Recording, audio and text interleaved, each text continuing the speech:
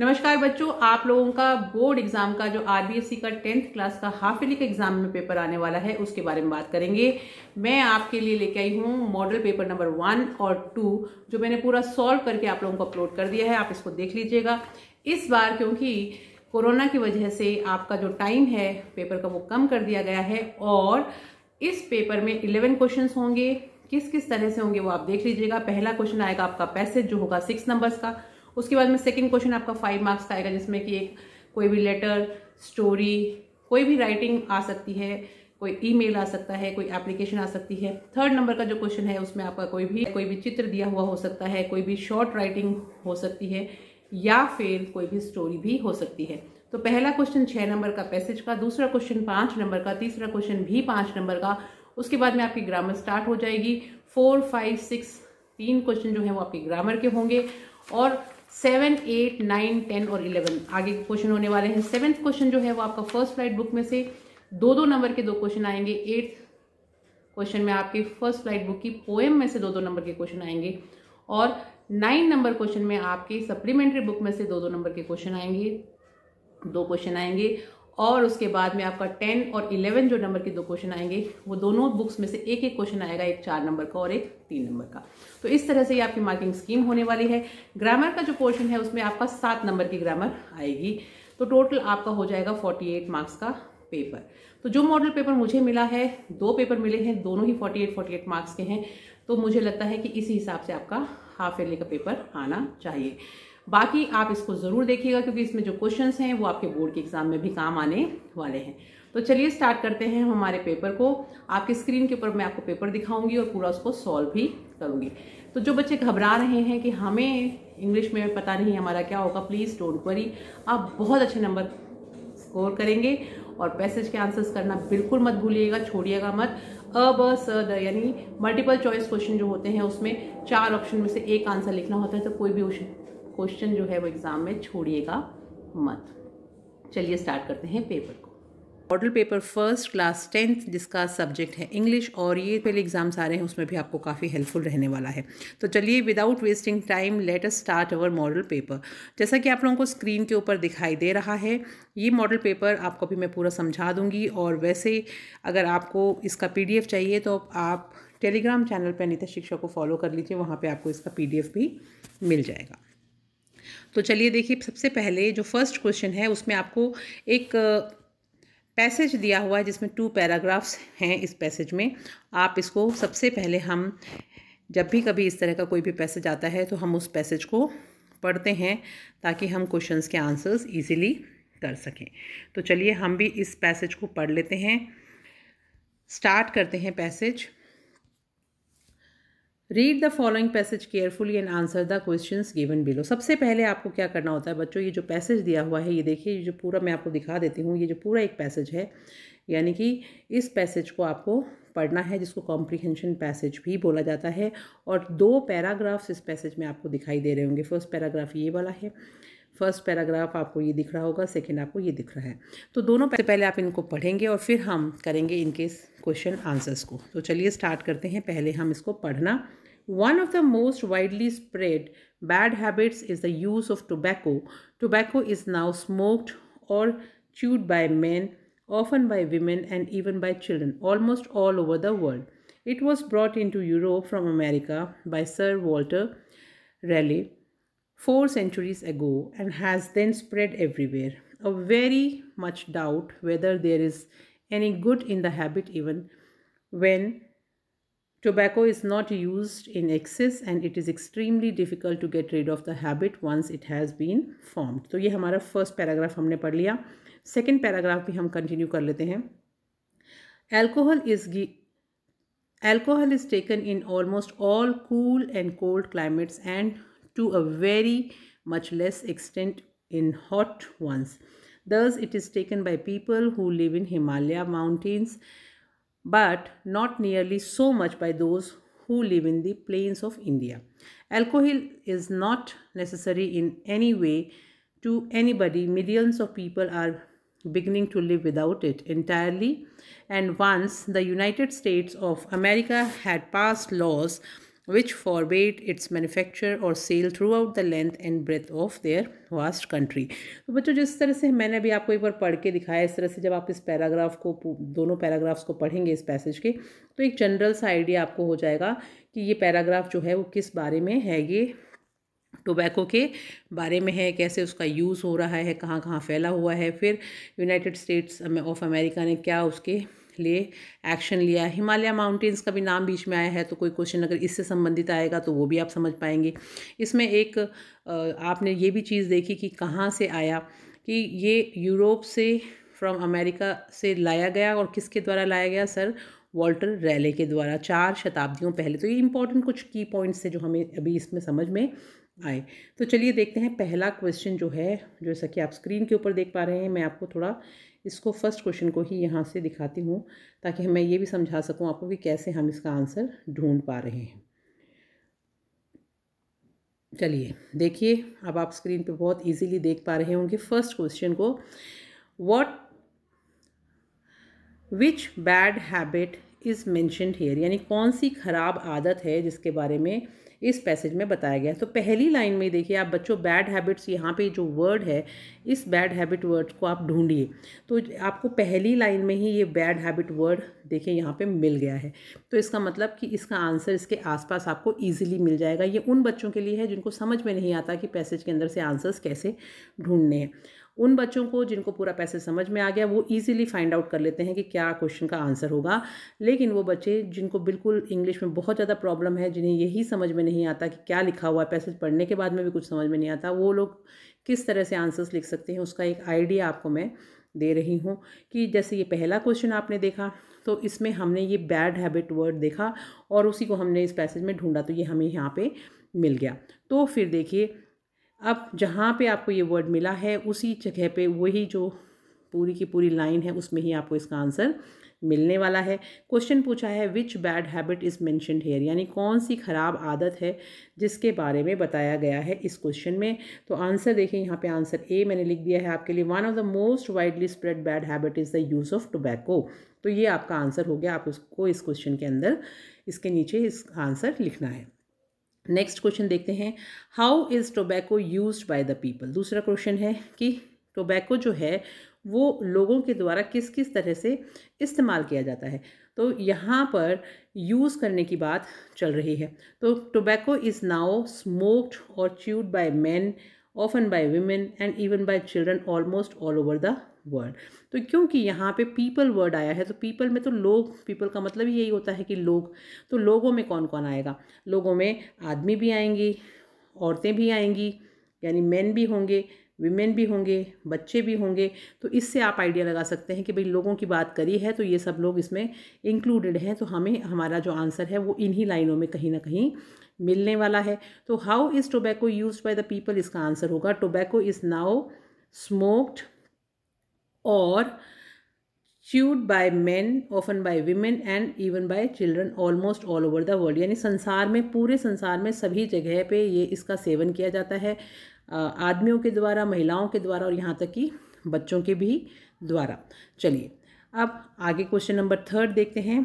From, question number 3 देखिए, आपको screen पे दिख रहा होगा। From which country was tobacco brought into Europe. तो यहाँ पर अब आप बच्चों आप वापस देखिए, ये ब्रॉट इनटू यूरोप जो वर्ड है इसको आप ढूंढिए।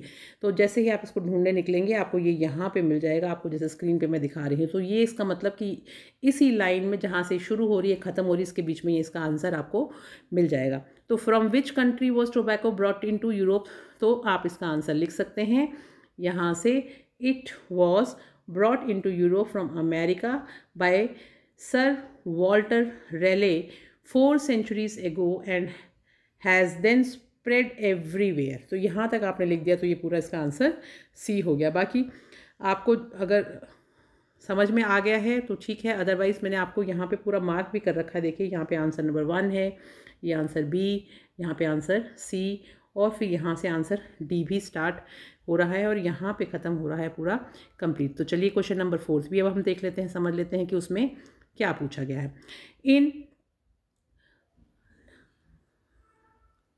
अब चलिए क्वेश्चन नंबर 4 जो है वो है हमारा, in what does the author have doubt, यानी कि किस चीज़ में जो ऑथर हैं उनको संदेह है। ऑथर होते हैं जिन्होंने इस बारे में लिखा है, लिखने वाले जो व्यक्ति हैं वो ऑथर हैं, राइटर हैं। तो यहाँ पे देखिए डाउट वर्ड पूछा गया है कि लेखक को किस चीज़ में डाउट है, संदेह है। तो आप इस डाउट वर्ड को जब ढूंढने निकलेंगे तो आपको ये डाउट वर्ड यहाँ पे मिल गया। इसका मतलब जहाँ पे इस लाइन में पूरे में ये डाउट वर्ड आया है तो यहीं कहीं इसका आंसर छिपा है। पढ़ के देखेंगे तो समझ भी आ जाएगा। In what does the author have doubt, question ये है और हम इसका आंसर देखेंगे तो हमारे को आंसर यहाँ पे मिलेगा doubt whether there is any good in the habit even when tobacco is not used in excess and it is extremely difficult to get rid of the habit once it has been formed। जिन बच्चों को नहीं समझ में आता कि answer कैसे लिखना है वो अगर यहाँ से लेके यहाँ तक भी कंप्लीट लिख देंगे तो उनको नंबर मिलेंगे, क्योंकि इसके अंदर उनका आंसर इंक्लूड हो रहा है। और को वापस से एक बार मैं आपको समझा देती हूँ। In what does the author have doubt, यानी किस चीज़ में लेखक को संदेह है। Author has doubt whether there is any good in the habit even when tobacco is not used in excess and it is extremely difficult to get rid of the habit once it has been formed। तो यहाँ तक अगर आप लिखते हैं तो आपका answer बिल्कुल सही हो जाएगा। नेक्स्ट क्वेश्चन देखते हैं, क्वेश्चन नंबर ई। आप जब इसका क्वेश्चन का आंसर लिखेंगे तो ये क्वेश्चन नंबर 1 है और उसके ये डिफरेंट पार्ट्स हैं, ये आपको मेंशन करेंगे, पढ़ेंगे। मैं 1 2 3 4 बोल रही हूँ लेकिन यहाँ पे ABCD लिखा हुआ है तो आप आंसर में ABCD ही लिखेंगे कि ये आंसर A है, ये B है, ये C है, ये D है। और अब हम कर रहे हैं क्वेश्चन नंबर ई का answer. What is extremely difficult about this habit, यानी इस आदत के बारे में सबसे ज़्यादा कठिन चीज़ क्या है। तो अब आपको वही ट्रिक अप्लाई करनी है। यहाँ पे एक्सट्रीमली डिफ़िकल्ट वर्ड आपको ढूंढना है और वो आपको यहाँ पे मिल जाएगा। ये देखिए यहाँ पे मिल गया। इसका मतलब अब आपको इसका आंसर इसी लाइन में मिलने वाला है। तो क्या है, क्योंकि हमने ऊपर पढ़ के देखा कि सबसे ज़्यादा मुश्किल क्या है, इस चीज़ की जब आदत पड़ जाती है तो उससे छुटकारा पाना बहुत ज़्यादा मुश्किल हो जाता है। तो आप ये सोचेंगे ये तो पहले वाले क्वेश्चन का भी यही आंसर बता दिया मैम ने, दूसरे वाले का भी यही बता दिया। बच्चों ये जो लाइन है इसमें 2 क्वेश्चंस को ये कवर कर रहा है, सिर्फ लिखने का तरीका थोड़ा सा डिफरेंट हो जाएगा। इसमें आप ऐसे लिखेंगे what is extremely difficult about this habit, इस आदत के बारे में सबसे ज़्यादा कठिन चीज़ क्या है। तो extremely difficult about this habit is to get rid of it once it has been formed, यानी कि एक बार अगर ये आदत पड़ जाती है तो इससे छुटकारा पाना बहुत ज़्यादा मुश्किल है। तो यहाँ पे मैंने इसका आंसर लिख दिया है ताकि आपको कोई तरह का कन्फ्यूजन ना रहे। बाकी ये लाइन जो है ये आपको ऑलरेडी ऊपर यहाँ पे जहाँ पे एक्सट्रीमली डिफ़िकल्ट लिखा है उसके आगे पूरी लाइन ये लिखी हुई है, extremely difficult to get rid of the habit once it has been formed. लेकिन लिखना कहाँ से है, लिखना क्वेश्चन में से ही है। What is extremely difficult about this habit, तो आंसर लिखेंगे extremely difficult about this habit is to get rid of it once it has been formed। ठीक है, अब नेक्स्ट क्वेश्चन देखिए। which word in the passage stand for completely, completely जो शब्द है उसके लिए एक आपको वर्ड ढूंढना है, तो वो वर्ड आपको इसी पैसेज में मिल जाएगा और वो वर्ड है entirely। ठीक है, दोनों का मतलब होता है पूरी तरह से। चलिए अब हमारा यहाँ पे क्वेश्चन नंबर 1 कंप्लीट हो चुका है। अब हम देखते हैं क्वेश्चन नंबर 2 को। क्वेश्चन नंबर जो 2 है ये जैसा कि आप लोग स्क्रीन के ऊपर देख पा रहे हैं, यहाँ पर इस क्वेश्चन नंबर 2 को मैंने A और B आपको समझाने के लिए लिखा है कि भाई क्योंकि यहाँ पर बीच में देखिए आप और है, यानी कि आपको दोनों में से कोई भी एक क्वेश्चन करना है और वो होगा आपका 5 नंबर का। तो आपको ये वाले दोनों क्वेश्चन नहीं करने हैं, आपको या तो ये वाला करना है और या फिर आपको ये वाला करना है। दोनों में से कोई भी एक करना है। क्यों? क्योंकि बीच में आपको दिया हुआ है और, तो और का मतलब होता है दोनों में से कोई भी एक। मैं आपको दोनों समझा देती हूँ, जो भी आपको सही लगे वो आप कर सकते हैं। Suppose you are Sumit oblique Sujata, यानी कि मान लीजिए कि आपका नाम अगर लड़की हैं तो सुजाता है और लड़के हैं तो सुमित है। A student of government secondary school Jaipur, और आप क्या हैं, आप एक विद्यार्थी हैं गवर्नमेंट सेकेंडरी स्कूल जयपुर की। तो देखिए बच्चों ये यहाँ पे आपका आ गया स्कूल का नाम जो आपको लिखना होगा अपने एप्लीकेशन के अंदर। Write a letter to the headmaster, अब किसको लिखना है, हेडमास्टर को लिखना है, ये भी आपको यहाँ मिल गया, of your school requesting him to allow you to play a friendly cricket match inter class on the school playground. अब क्योंकि दो चीज़ें तो हमें मिल गई कि स्कूल का नाम है गवर्नमेंट सेकेंडरी स्कूल जयपुर और हेडमास्टर को लिखना है, और तीसरी चीज़ देखिए बच्चों यहाँ पे एक नोट करने वाली है, रिक्वेस्टिंग हिम, हिम आ गया, इसका मतलब कि जो आपके हेडमास्टर हैं वो जेंट्स हैं, तो आप वहाँ पे सर लिखेंगे। बाई चांस अगर यहाँ पे हिम ऑब्लिक हर लिखा होता तो सर और मैडम में से दोनों में से कुछ भी लिखा जा सकता था, लेकिन क्योंकि स्पेशली हिम मेंशन किया है तो आप यहाँ पे सर लिख लीजिएगा। नेक्स्ट टू, अब यहाँ से शुरू हो जाता है टू के आगे से कि किस बारे में लिखनी है वो application, to allow you to play a friendly cricket match inter class on the school playground, कि वो आपको एक अनुमति दे दें कि आप एक फ्रेंडली क्रिकेट मैच खेलना चाहते हैं स्कूल के प्लेग्राउंड में और इंटर क्लास यानी दो क्लासों के बीच में, इसकी आप अनुमति मांग रहे हैं। तो ये हो गया आपका सब्जेक्ट, और लास्ट में लिखा है you are captain of your team, और आप एप्लीकेशन लिखने वाले हैं और आप अपनी टीम के कैप्टन हैं। तो ये जो पॉइंट्स है, इन चारों पॉइंट्स को हम ध्यान में रखते हुए देखिए मैंने आप लोगों के लिए लिख रखा है यहाँ पे, इस तरह का एक एप्लीकेशन का पूरा फॉर्मेट है। इसको शॉर्ट कर देती हूँ ताकि पूरा एक साथ में दिख जाए आपको। तो सबसे पहले हमने यहाँ पर लिख दिया है सेंडर्स एड्रेस कि भाई कौन पत्र भेज रहा है, किस यहाँ पे लिखना होता है। उसके बाद में हम डालेंगे डेट, और डेट का फॉर्मेट हमेशा जो ऐसा ही रहेगा जैसा इसमें लिखा है कि किस तरह से लिखा है 7 दिसंबर 2021। तो आपको जो भी डेट अगर दे रखी है तो वो लिखिए, नहीं तो जिस दिन आपका पेपर है आप वो भी लिख सकते हैं, महीने का नाम और फिर साल का नाम, इस तरह से यही आपको तरीका फॉलो करना है डेट लिखने का। डेट लिखने के बाद में सबसे पहले सेंडर्स एड्रेस आ गया, फिर डेट आ गई, उसके बाद में आप लिखते हैं द हेडमास्टर, हेडमास्टर को आप यहाँ पे लिख रहे हैं, ये हमारा पूरा हमें दिया हुआ था ऊपर है ना बच्चों, हमने वहाँ से देख के यहाँ पे इसको लिख दिया सेम टू सेम। उसके बाद में तीसरी चीज़ हम लिखते हैं सब्जेक्ट क्या है, यानी किस विषय में है, वो भी हमारा ऊपर लिखा हुआ है, तो वहीं से हमने लिख दिया for playing friendly cricket match. तो तीन चीज़ें हमें ऊपर से पता चली। अब यहाँ पर जहाँ पर अभी मैंने आपको मैडम लिखा है, यहाँ पर आपको सर लिखना है, क्यों, क्योंकि वहाँ पे हिम लिखा हुआ था, लेकिन मैंने सिर्फ ये फॉर्मेट आपको समझाने के लिए बनाया, इसलिए मैंने यहाँ मैडम लिख दिया। आप यहाँ पे इस एप्लीकेशन में सर लिखिएगा क्योंकि वहाँ पे एप्लीकेशन में हिम लिखा हुआ है, ठीक है। चलिए आगे, अब आपने यहाँ पे संबोधित कर दिया मैडम या सर लिख के, फिर यहाँ पे आ जाता है आपका लेटर का पूरा बॉडी कि भाई आप इस लेटर में क्या बात बोलना चाह रहे हैं। तो ये पूरा मैंने आपको समझाया है, मैं पढ़ के भी सुना देती हूँ।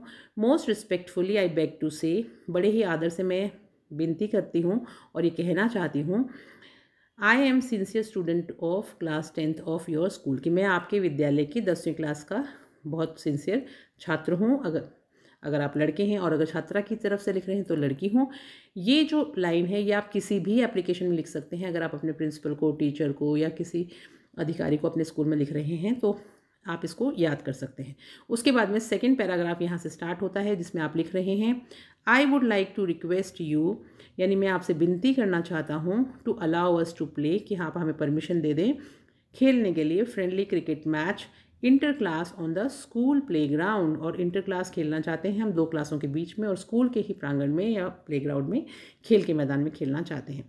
I am captain of my team, और मैं मेरी टीम का कैप्टन हूँ, यानी आपने बता दिया कि भाई मैं आप से विनती कर रहा हूँ कि आप हमें परमिशन दे दें। तो ये दो पैराग्राफ हो गए। उसके बाद में यहाँ पे ये जो बीच का पैराग्राफ जो भी हमने पढ़ा है, इसी को में हम हमेशा जो सब्जेक्ट होता है उसके बारे में बात कर देते हैं, और फिर हम चलते हैं थर्ड पैराग्राफ की तरफ जिसमें हम अपना लेटर ख़त्म करते हैं।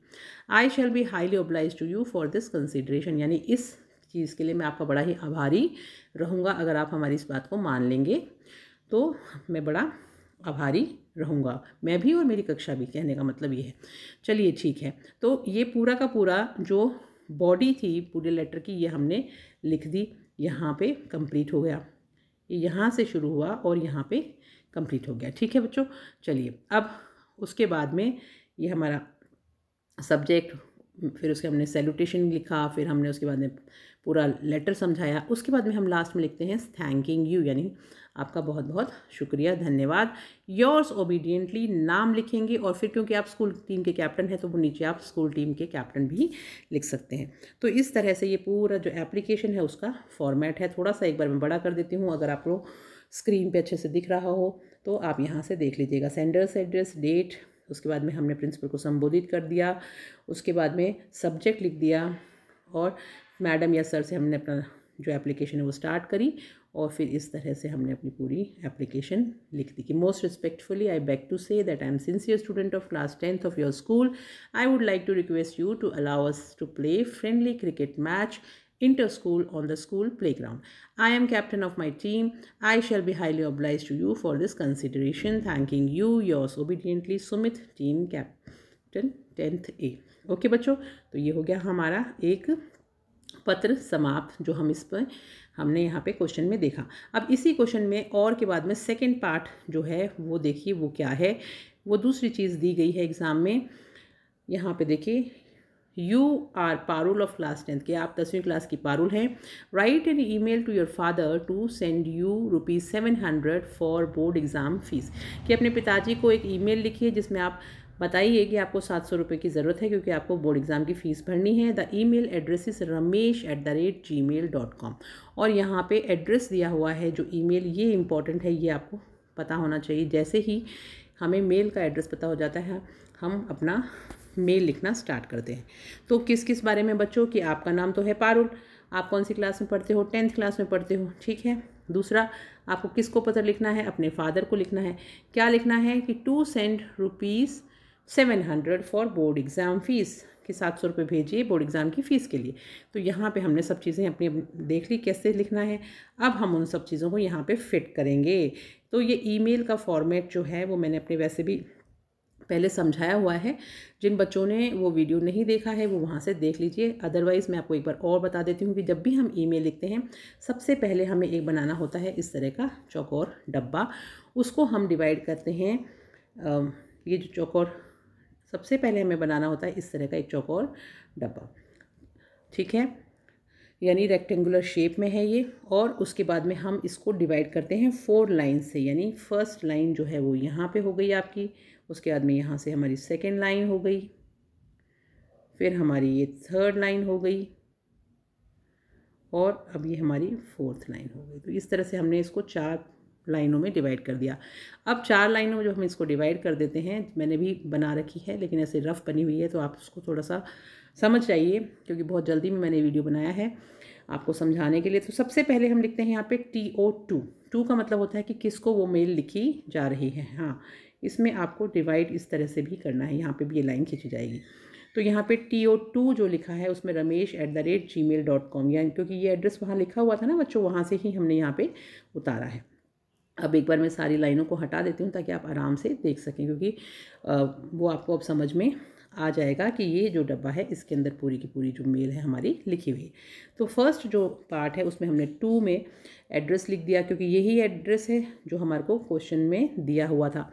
उसके बाद सेकेंड नंबर पे हम लिखते हैं CC. ये आपको ज़रूर सेकेंड नंबर पे हम लिखते हैं CC. ये आपको लिखना होता है खुद ही और इस जगह को आप छोड़ देते हैं खाली क्योंकि यहाँ पे आपको कोई भी CC का मतलब होता है कार्बन कॉपी के. अगर उस मेल की किसी को कॉपी भेजनी है तो कोई एड्रेस नहीं दे रखा तो इसको आप CC लिख के खाली छोड़ देंगे.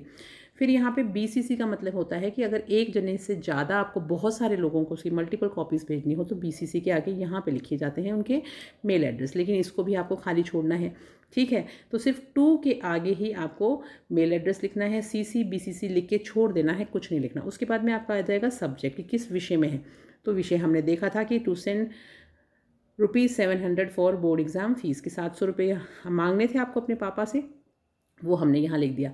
अब यहाँ पे टेक्स्ट लिखा जाता है यानी कि किस बारे में वो पत्र है वो हम यहाँ पे अब मेंशन करेंगे तो वो अब हम मेंशन करेंगे यहाँ पर इस पार्ट में. अब हमने लिख दिया डियर फादर, प्रिय पिताजी, हाउ आर यू, आप कैसे हैं. I am fine here and hope to see you in the best of your health, यानी कि मैं ठीक हूँ और आप भी अपने अच्छे स्वास्थ्य में होंगे. इस तरह से आपने लिखा, पिताजी को संबोधित कर दिया. सेकेंड पैराग्राफ में आप लिखेंगे किस बारे में वो पत्र है. Next news is this that I want to pay my board exam. के अगला समाचार यह है कि मैं अपने बोर्ड एग्ज़ाम की फ़ीस पे करना चाहती हूँ. सो आई नीड 700 रुपीज़, इसलिए मुझे 700 रुपयों की ज़रूरत है. Kindly send through money order, और आप कृपया करके आप मनी ऑर्डर के माध्यम से उसको भेज दीजिए. बात भी हमने कह दी. उसके बाद में अब आप पत्र ख़त्म करेंगे. पत्र जब ख़त्म करेंगे तो लिखेंगे okay bye, I am ending this letter, कि चलो ठीक है अलविदा, मैं पत्र समाप्त करती हूँ। होप टू रिसीव रिप्लाई सून, और उम्मीद करती हूँ कि आपका जवाब मुझे जल्दी ही प्राप्त होगा। योर लविंग डॉटर, आपकी प्रिय बेटी। और उसके बाद में आपने यहाँ पे लास्ट में लिख दिया नाम पारुल। तो इस तरह से हमारा ईमेल कंप्लीट हो गया। तो सेकंड पार्ट भी हमने कंप्लीट कर लिया, यानी क्वेश्चन नंबर 2 में जो 2 चीज़ें पूछी थी वो दोनों की दोनों हमने अब पढ़ ली। दोनों मैंने आपको समझा दी है कि अगर एप्लीकेशन आएगी तो कैसे करना है और मेल आएगा तो कैसे करना है। अब बच्चों हम चलते हैं क्वेश्चन नंबर 3 में। क्वेश्चन नंबर 3 के भी देखिए 2 पार्ट्स हैं, ए और बी, और यहाँ पे इसको भी और से सेपरेट किया गया, यानी कि 5 ही नंबर का क्वेश्चन है और दोनों में से कोई भी या तो ये करिए या फिर ये करिए, एक करना है। लेकिन मैंने दोनों आपके लिए लिख के रखे हैं, आपको जो सही लगे वो आप कर लीजिए। पहला है, उसमें क्या पूछा गया है, जो पहला है उसमें ये पूछा गया है कि attempt a short writing task in about 60 words on कोविड-19, कि आपको कोविड-19 के ऊपर एक छोटा सा नोट लिखना है, यानी शॉर्ट राइटिंग लिखनी है। ये मैं भी आपको समझा दूंगी, मैंने आपके लिए लिख के रखा है। फिर सेकंड पार्ट में देखिए यहाँ पे एक स्टोरी दी हुई है और यहाँ पे फ्रेम करनी है आपको पूरी पूरी स्टोरी, और उसका टाइटल और मॉरल भी लिखना है। Frame a story based on the outline given below and give suitable title and moral. और इन्होंने ये कहा है कि इस आउटलाइन को देखिए, उसके बाद में इसको पढ़ के एक इसके लिए सूटेबल टाइटल को ढूंढिए कि भाई इस कहानी का क्या टाइटल हो सकता है और क्या मॉरल हो सकता है। तो ये तीनों चीज़ें आप देखेंगे। अब जब हम इसके आउटलाइन पढ़ेंगे तो हमें पढ़ते ही समझ में आ जाएगा कि ये कहानी किस बारे में। देखिए, ए डॉग यानी एक कुत्ता, तो देखिए अ डॉग यानी कुत्ता, वेरी ग्रीडी काफ़ी लालची, बचर शॉप पीस ऑफ बोन यानी कसाई की दुकान, हड्डी का टुकड़ा, गोज ओवर द ब्रिज पुल पे जाता है, वाटर स्ट्रीम पानी की को देखता है, सीज इट्स रिफ्लेक्शन वहाँ पे उसके अंदर उसको अपनी परछाई दिखाई देती है, want to get his peace उस परछाई में से भी वो जो टुकड़ा दिख रहा होता है उसी की छाया होती है, उसमें से वो उस टुकड़े को लेना चाहता है। Bag set him piece fall sad, उस पर भौंकता है, टुकड़ा गिर जाता है, उदास हो जाता है। तो बच्चों समझ में आई ना कौन सी कहानी है? बिल्कुल सही सोच रहे हैं आप। ये वो कहानी है लालची कुत्ते वाली, कि जो दूसरे अपने हड्डी के टुकड़े से संतुष्ट नहीं है, दूसरे का भी प्राप्त करना चाहता है। तो अब ये जो क्वेश्चन 3 है इसका कोविड-19 वाला जो पार्ट है, यानी कि इसके ऊपर ये जो शॉर्ट राइटिंग है वो और ये कहानी दोनों मैं आपको नीचे समझा देती हूँ एक साथ। चलिए अब हम नीचे चलते हैं। अब यहाँ पे शॉर्ट राइटिंग भी मैंने आप लोगों के लिए लिख के रखा है कोविड-19 के ऊपर। बहुत शॉर्ट में लिखा है लेकिन काफ़ी अच्छे पॉइंट्स हैं, तो आप इनको याद करेंगे तो आपको काफ़ी हेल्प मिलेगी। चलिए स्टार्ट करते हैं।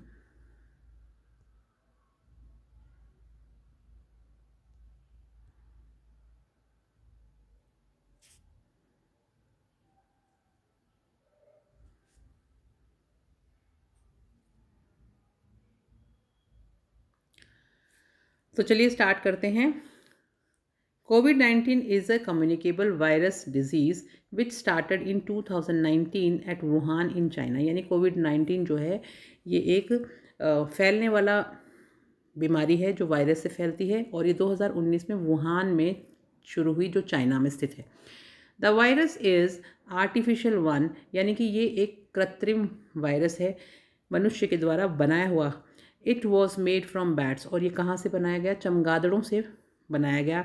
इट हैज़ वेरियस स्ट्रेन्स, इसके बहुत सारे अलग अलग तरह के पड़ाव आए। इट इज़ अनसीन एंड अनस्मेल्ड, इसको देखा नहीं जा सकता, इसको सूंघा नहीं जा सकता, हम इसका पता नहीं लगा सकते। इट इज़ डेडली, बहुत ही ज़्यादा ये भयंकर है, ख़तरनाक है।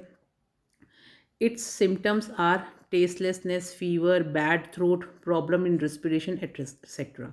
अब इससे होने वाले जो सिम्टम्स हैं, यानी कि हम कैसे पहचान कर सकते हैं उसकी, वो ये है कि इसमें एक तो टेस्टलेसनेस, यानी कि हम जो भी कुछ खाते हैं उसका हमें स्वाद ही नहीं आता, स्वाद रहित हो जाता है हमारे मुंह का फ्लेवर, हमें बुखार चढ़ जाती है, फीवर हो जाता है, बैड थ्रोट, हमारा गला ख़राब हो जाता है, प्रॉब्लम इन रेस्पिरेशन, सांस लेने में तकलीफ़ होने लग जाती है। तो ये सारे के सारे इंपॉर्टेंट पॉइंट्स हैं जो कि हम इसमें देखते हैं। जब भी कोई कोरोना वायरस होता है तो उसके क्या क्या सिम्टम्स हैं ये हमें यहाँ पे पता चल रहा है। तो चलिए अब आगे देखते हैं कि आगे और क्या क्या चीज़ें हैं जिनका हमें ध्यान रखना है। आगे देखिए, इट डैमेजेस लंग्स, यानी कि ये हमारे लंग्स को ख़राब कर देता है, फेफड़ों को ख़राब कर देता है badly and ultimately the patient dies, और बहुत बुरी तरह से ख़राब कर देता है और आखिरकार जो पेशेंट यानी मरीज़ होता है वो मर जाता है। बच्चों यहाँ पर आपको ये जो डाइज DIES होगी, यहाँ पे स्पेलिंग थोड़ा सा मिस्टेक हो गई है, ये टी जैसा लिखा हुआ है, ये DIES, इसको आप पढ़ते समय ध्यान रखिएगा कि इसको आपको DIES डाइज पढ़ना है, ठीक है। चलिए आगे देखते हैं। Lakhs of people across the world have died, यानी इस बीमारी से लाखों लोगों की मृत्यु हो चुकी है पूरे संसार में। For protection masking, physical distancing and sanitizing are needed, और इसकी सुरक्षा के लिए मास्क लगाना बहुत ज़रूरी है, फिजिकल डिस्टेंस यानी हमें 2 गज की दूरी बना के रखनी चाहिए, एंड सैनिटाइजिंग आर नीडेड, और हमेशा अपने हाथों को सैनिटाइज करते रहना चाहिए। तो ये हमारा हो गया कोविड-19 के ऊपर लेख। उसके बाद में शॉर्ट राइटिंग जो थी पार्ट 2, वो भी मैं आपको समझा देती हूँ, जिसमें हमें एक कहानी लिखनी थी, है ना बच्चों। तो कहानी है ग्रीडी डॉग के बारे में, ये भी हम देख लेते हैं। Once there was a dog, एक बार एक कुत्ता था। इट वॉज वेरी हंग्री, वो काफ़ी भूखा था। It wandered here and there in search of water. Once there was a dog, एक बार एक कुत्ता था। इट वॉज वेरी हंग्री, वो काफ़ी भूखा था। It wandered here and there in search of food, और वो खाने की तलाश में इधर उधर भटक रहा था। By chance it found a piece of bone at a place, उसको एक जगह पे अपने आप ही एक टुकड़ा मिल गया, किसका, हड्डी का। It wanted to enjoy it at a quite place, और उसने सोचा किसी शांत जगह पे जाके इसको खाता हूँ, मज़े लेता हूँ। It had to pass over a bridge, और उसको एक ब्रिज के ऊपर से जाना पड़ा। When it was crossing the bridge, it saw its reflection, जब वो ब्रिज के ऊपर से जा रहा था तो उसने अपना परछाई देखी in the water, पानी के अंदर।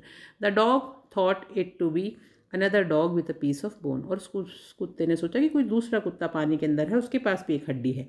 It wanted to take the other piece of bone, और वो उस हड्डी के टुकड़े को भी लेना चाहता था।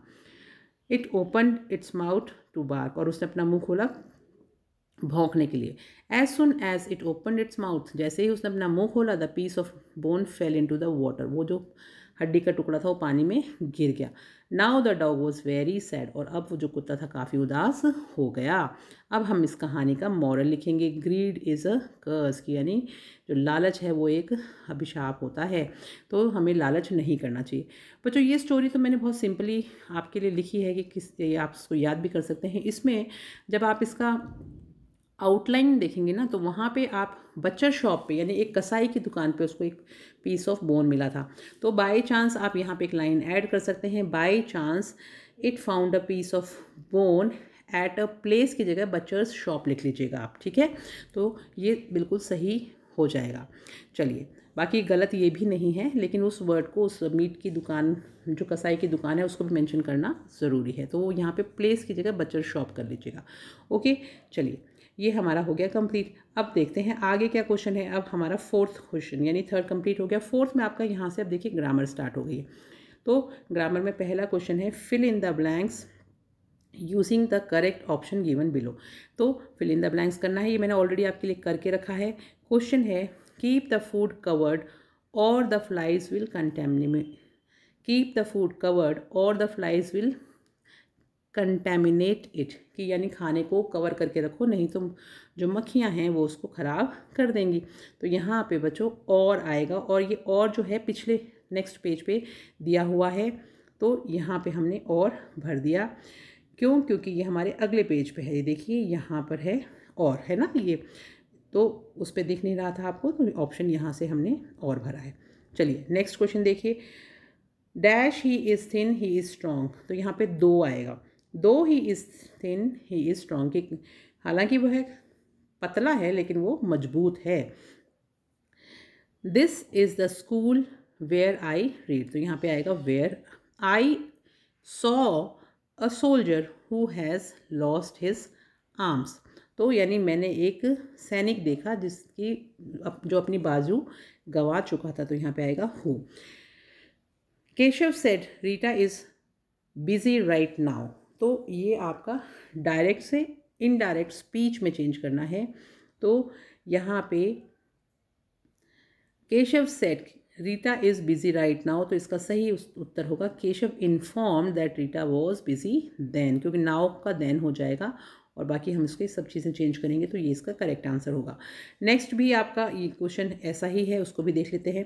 The teacher said you are suspended, कि टीचर ने कहा कि आपको सस्पेंड कर दिया गया है। तो द टीचर इन्फॉर्म्ड, यानी टीचर ने सूचना दी कि मुझे बताया कि दैट आई वॉज सस्पेंडेड, कि मुझे सस्पेंड कर दिया गया है।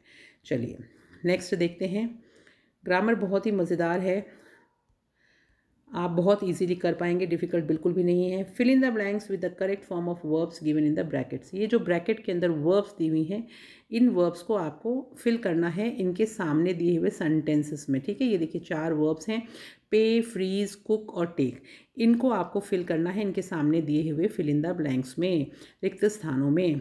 तो पहला रिक्त स्थान पढ़ते हैं, he dash back my amount the next week. क्योंकि यहाँ पे अगले वीक की बात चल रही है, तो पे जो है उसकी जगह हम लिखेंगे विल पे, है ना। तो he will pay back my amount the next week, तो यहाँ पे आएगा विल पे।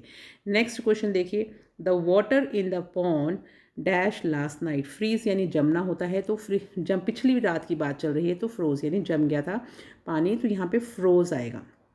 तो यहाँ पे इसमें हम फ्रोज लिखेंगे। यहाँ सामने मैंने आंसर्स लिख दिए हैं ताकि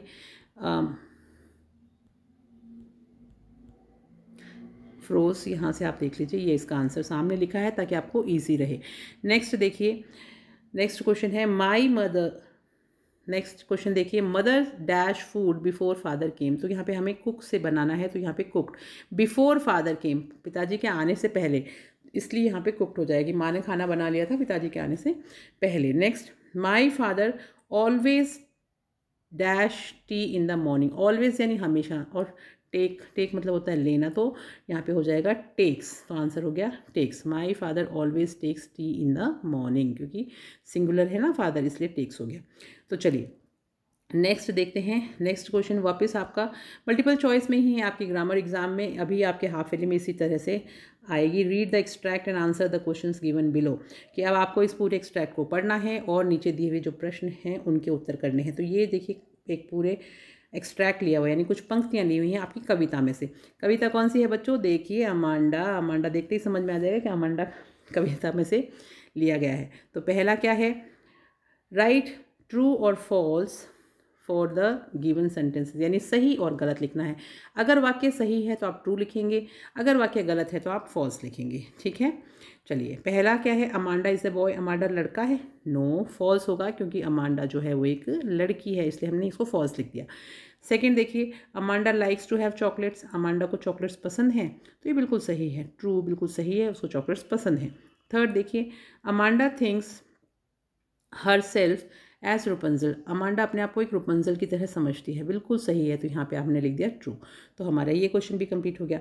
अब देखिए 7, 8, 9, 10 और 11, ये जो 4 प्रश्न आपको स्क्रीन के ऊपर दिखाई दे रहे हैं, इन चारों प्रश्नों के उत्तर मैं आपको अभी बता दूंगी।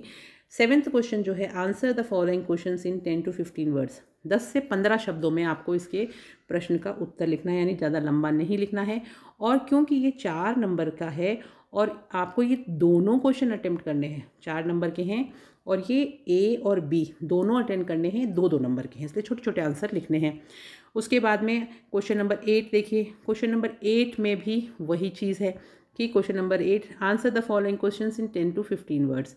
ये भी आपको 10 से 15 शब्दों में ही लिखने हैं, और ये भी 4 नंबर के हैं, और कहाँ से हैं, पोएम में से ये दोनों क्वेश्चंस हैं, और दोनों 2-2 नंबर के हैं। फायर एंड आइस कविता में से है एक, और एक एनिमल्स में से, तो दोनों क्वेश्चन आंसर करने हैं और 2-2 नंबर के हैं, ठीक है। उसके बाद में हम देखते हैं next question, question number 9, answer the following question in 10 to 15 words. ये भी आपको 10 से 15 शब्दों में करना है, लेकिन ये दोनों क्वेश्चन कहाँ से आ गए बच्चों, ये आपके आ गए 4 नंबर के क्वेश्चन, और 4 नंबर को फिर हमने 2-2 पार्ट्स में डिवाइड कर दिया, 2 नंबर का ए, 2 नंबर का बी, और ये आपके आ गए सप्लीमेंट्री रीडर में से। तो जो 7th क्वेश्चन है वो, उसमें आपको 2 क्वेश्चन आए हैं कहाँ से, आपकी फर्स्ट फ्लाइट बुक में से, उसके प्रोज सेक्शन में से। उसके बाद में जो 8th क्वेश्चन है उसको आप देखेंगे तो वो आपका कहाँ से आया है, वो भी आपका सप्लीमेंट्री बुक में से आया है। तो यानी ये दोनों जो हैं ये सप्लीमेंट्री।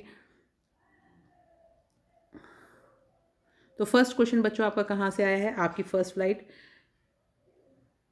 तो बच्चों 7th और 8th क्वेश्चन जो हैं दोनों आपके फर्स्ट फ्लाइट बुक के प्रोज में से ये दोनों क्वेश्चन हैं और पोइट्री में से ये दोनों क्वेश्चन हैं। 2-2 नंबर के हैं तो 4-4 नंबर के, ये आपका हो गया 8 नंबर का फर्स्ट फ्लाइट बुक में से। और ये देखिए ये जो 9th क्वेश्चन है ना बच्चों, ये भी 4 नंबर का ही है, लेकिन ये जो दोनों क्वेश्चन हैं ये आपके सप्लीमेंट्री बुक के हैं। तो इस तरह से आपको 7th 8th और 9th जो क्वेश्चन है वो आपको समझ में आ गए होंगे। अब क्या क्वेश्चन है, क्या आंसर है, वो मैं भी आपको डिस्कस कर लूँगी, पर सिर्फ एक बार ये बता रही हूँ कि अभी किस तरह से क्वेश्चन आएंगे उसको आप समझ लीजिए। उसके बाद में बच गया हमारा क्वेश्चन नंबर 10 और 11। क्वेश्चन नंबर 10 जो है वो 3 नंबर का है और क्वेश्चन नंबर 11 जो है वो 4 नंबर का है, और इसमें कोई चॉइस नहीं है, कोई पार्ट्स नहीं है, दोनों लंबे क्वेश्चन के आंसर्स हैं। तो पहला जो क्वेश्चन है वो आपका फर्स्ट फ्लाइट बुक में से है और जो सेकेंड क्वेश्चन है वो आपका सप्लीमेंट्री रीडर में से है। तो 4 और 3 नंबर के ये क्वेश्चंस हैं।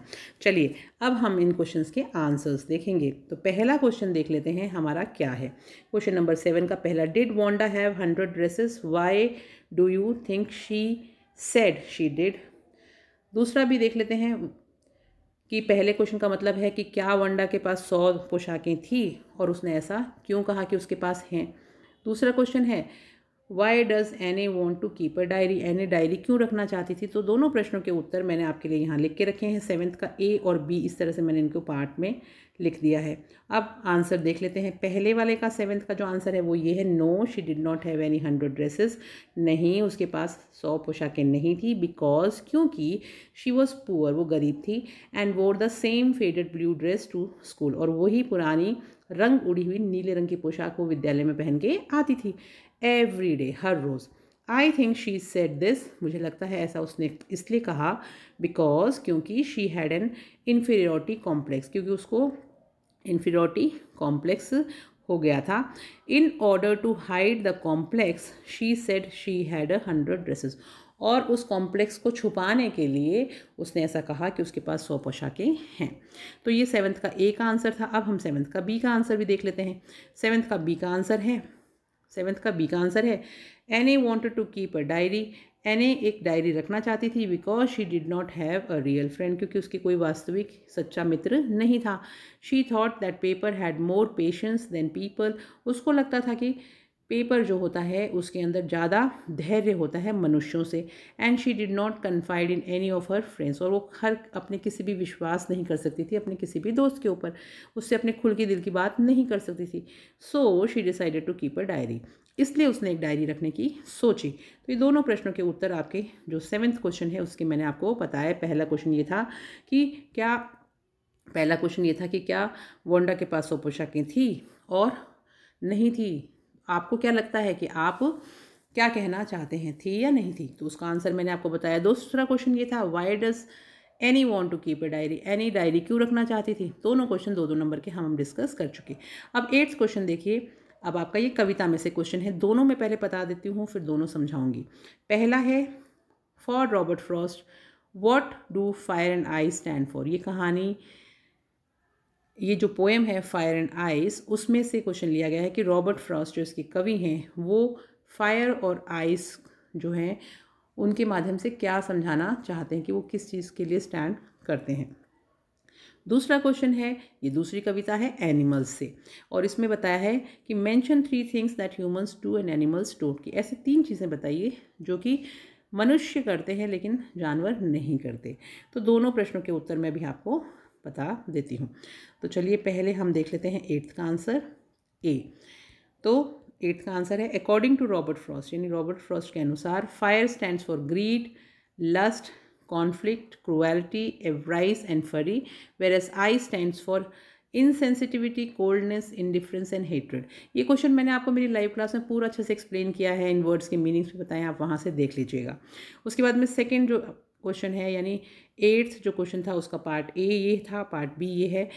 वो हमारा एनिमल्स में से जो क्वेश्चन पूछा है ना कि मनुष्य 3 चीज़ें ऐसी बताइए कि मनुष्य करते हैं जानवर नहीं करते, तो वो ये है humans keep complaining about their situation, मनुष्य जो है हमेशा अपनी स्थिति के बारे में शिकायत करता रहता है। They do bad things and then repent about doing them later, पहले तो ख़राब काम करते हैं और फिर बाद में उसका पश्चाताप करते हैं और रोते भी हैं। Humans have never ending desires to possess things, और चीज़ों को प्राप्त करने की उनकी एक इच्छाएं जो होती हैं वो कभी भी ख़त्म नहीं होती। दे रैन आफ्टर मेटेरियलिस्टिक थिंग, भौतिक चीज़ों के पीछे भागते ही रहते हैं वो। Animals on the other hand, दूसरी तरफ अगर जानवरों को देखें, don't do any of these things, वो इनमें से कोई भी ऐसा काम नहीं करते। दे आर प्लेसिड, वो बहुत शांत होते हैं, सेल्फ कंटेन्ड होते हैं, आत्मसंयमी होते हैं, एंड लिव्स पीसफुल लाइफ, और बड़ी ही शांतिपूर्ण जीवन जीते हैं। They never complain and cry like humans, ना ही तो शिकायत करते हैं ना कभी रोते हैं मनुष्यों की तरह। तो हमारा 8th क्वेश्चन यहाँ पे कंप्लीट हो गया। अब बच्चों 9th क्वेश्चन देखिए। 9th क्वेश्चन में क्वेश्चन ए और बी यानी 2 पार्ट्स हैं, दोनों 2-2 नंबर के हैं। पहला प्रश्न है, how does the thief think Anil will react to the theft, कि जो चोर था उसने क्या सोचा कि अनिल को जब चोरी के बारे में पता चलेगा तो वो कैसे प्रतिक्रिया करेगा।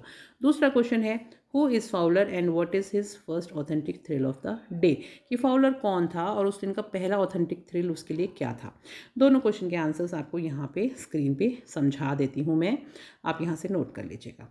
तो पहला जो क्वेश्चन है, पहला part, the thief thought that on discovering the theft Anil's face would show a touch of sadness, यानी कि जब चोरी के बारे में पता चलेगा अनिल को तो उसका जो चेहरा है वो काफ़ी उदास हो जाएगा, उस पर उदासी दिखेगी। The sadness would not be for the loss of money, और ये उदासी पैसे खोने की वजह से नहीं होगी, but for the loss of trust, लेकिन किस लिए होगी, लॉस ऑफ ट्रस्ट, यानी विश्वास टूटने की उदासी होगी। बेटा बहुत इंपॉर्टेंट क्वेश्चन है, बहुत समझने वाली चीज़ है, जीवन में भी इसको आप उतारिए। नेक्स्ट देखिए, Fowler is the writer, Fowler एक लेखक है, who had come to meet Ausable, जो ऑजिबल से मिलने आया है। He expected that he would encounter a romantic adventure, और उसने ऐसी उम्मीद करी थी कि बड़ा ही रोमांटिक सा रोमांचपूर्ण चीज़ उसको देखने की मिलेगी, क्योंकि ऑजिबल एक जासूस था। His first authentic thrill of the day came, और उसका पहला जो ऑथेंटिक थ्रिल था यानी पहला रोमांचक चीज़ जो उसने देखी पूरे दिन की, वो था कि When he saw a man in Ozibel's room, जब उसने ऑजिबल के कमरे में एक आदमी देखा, pointing a pistol towards Ozibel and himself, जिसने कि उसकी तरफ और ऑजिबल की तरफ अपनी पिस्टल को तान रखा था। तो ये फर्स्ट ऑथेंटिक थ्रिल था जो उसने वहाँ पर देखा। चलिए बच्चों, अब देखते हैं 8th क्वेश्चन हमारा कंप्लीट हो गया, हमारा 9th क्वेश्चन भी कंप्लीट हो गया। अब हम करेंगे क्वेश्चन नंबर 10 और 11। 2 क्वेश्चन हैं, दोनों क्वेश्चन, एक क्वेश्चन 3 नंबर का है, एक क्वेश्चन 4 नंबर का है। समझा देती हूँ पहले क्वेश्चन, फिर एक साथ दोनों के आंसर्स भी बता दूंगी। पहला क्वेश्चन है, what made the women in the control centre look at the narrator strangely, कि जो महिला कंट्रोल सेंटर में बैठी थी उसने बड़े ही अजीब तरीके से, विचित्र तरीके से नरेटर की तरफ क्यों देखा। तो इसका पहले आंसर देख लेते हैं भाई, क्यों देखा था, उसके बाद हम लास्ट का क्वेश्चन कर लेंगे। तो यहाँ देखिए, आपको जैसा मैं दिखा पा रही हूँ स्क्रीन के ऊपर,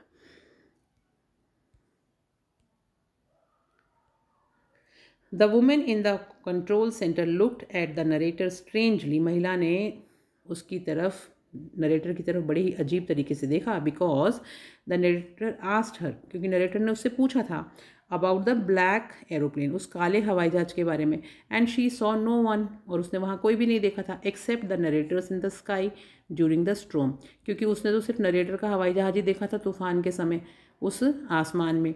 Even the radar showed only the narrator's plane that night in the sky, और यहाँ तक कि रडार के ऊपर भी सिर्फ एक नरेटर का यानी उसका ही प्लेन दिखाई दे रहा था, आसमान में कोई था ही नहीं, इसलिए उसने बड़ा ही अजीब तरीके से उसकी तरफ देखा था।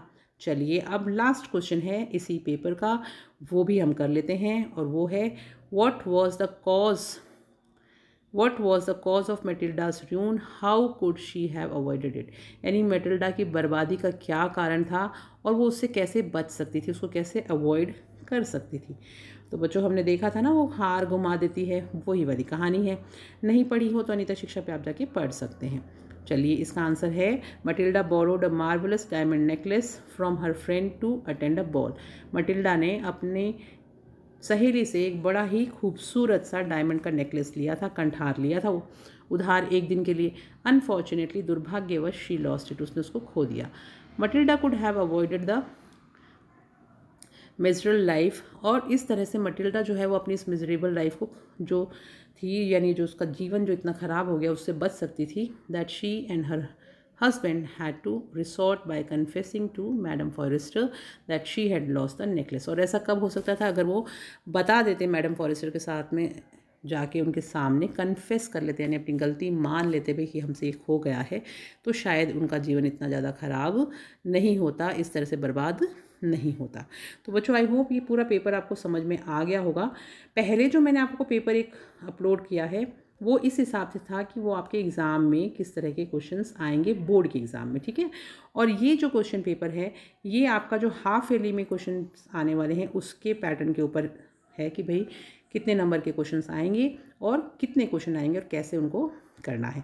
तो बच्चों आई थिंक आपको काफ़ी हेल्प मिली होगी इस पेपर से। अगर आपको चैनल अच्छा लगा हो और सारी क्वेश्चन चीज़ें समझ में आ गई हों तो जाने से पहले इस पेपर को जितने फ्रेंड्स के साथ शेयर कर सकते हो ज़रूर करना, और उनको बताइए कि इसको देखेंगे तो उनको काफ़ी समझ में आएगा कि किस तरह का पेपर आएगा और कितने कितने नंबर का आएगा हाफ ईयरली में, तो बहुत उनकी हेल्प हो जाएगी। तो चलिए चलते हैं, मिलेंगे नेक्स्ट पेपर के साथ में। तब तक आप लोग पढ़ते रहिए। All the best for your exams. Thank you, have a nice day. तो बच्चों कैसा लगा आपको पेपर? बड़ा मज़ेदार सा पेपर है, सिर्फ 11 क्वेश्चन हैं और बहुत लंबे लंबे आंसर्स भी नहीं लिखने। अगर आप छोटे छोटे आंसर्स भी याद करेंगे तो भी आप हाफ ईयरली एग्जाम में बहुत अच्छे नंबर स्कोर कर सकते हैं। पूरे पेपर को आपने समझ लिया होगा, मुझे ये उम्मीद है। अगर एक बार में ना समझ में आए तो दोबारा देख लीजिएगा। 48 मार्क्स का जो पेपर है ये पूरा का पूरा मैंने आपको बता दिया है। एक बार फिर से रिकैप कर देती हूँ। सबसे पहला जो पैसेज है वो है 6 नंबर का, फिर 2 क्वेश्चन है 5-5 नंबर के, 2 और 3 नंबर पे। 4 से लेके आपके 6 नंबर तक की ग्रामर है। 6 नंबर की जो क्वेश्चन है उसमें 7 नंबर की। 7वां क्वेश्चन आपकी फर्स्ट स्लाइड बुक के 2 क्वेश्चन है 2-2 नंबर के, और 8वां क्वेश्चन आपके फिर से 2-2 नंबर के क्वेश्चन है फर्स्ट स्लाइड बुक की पोएम्स के, और 9th नंबर पे आपकी सप्लीमेंट्री बुक के 2 क्वेश्चन है 2-2 नंबर के, और 10th और 11th 2 लास्ट के क्वेश्चन में से एक आएगा सप्लीमेंट्री बुक में से और एक आएगा फर्स्ट स्लाइड में से, 4 और 3 नंबर का। तो इस तरह से 48 मार्क्स का पेपर होने वाला है। टाइम भी कम कर दिया गया है आपका। पहले 3.25 घंटे का पेपर होता था, वो अब कम कर दिया गया है, 2.5 घंटे का ही आपका पेपर होने वाला है। All the best to all the students. और पेपर होने के बाद बताइएगा ज़रूर कमेंट करके कि कैसा हुआ। और आपकी संडे को जो क्लास होने वाली है उसको बिल्कुल मत मिस करिएगा। 11 बजे क्लास स्टार्ट होगी, कितने बजे तक चलेगी मैं नहीं बता सकती, पूरा कोर्स हम रिवाइज करेंगे। Thank you, have a nice day. हाँ, और जाने से पहले अगर अच्छी लगी हो क्लास, पेपर समझ में आया हो तो अपने फ्रेंड्स के साथ ज़्यादा से ज़्यादा दोस्तों के साथ शेयर करिए ताकि उनको भी इससे हेल्प मिल सके। और लाइक, सब्सक्राइब और शेयर करना बिल्कुल ना भूलें। Thank you.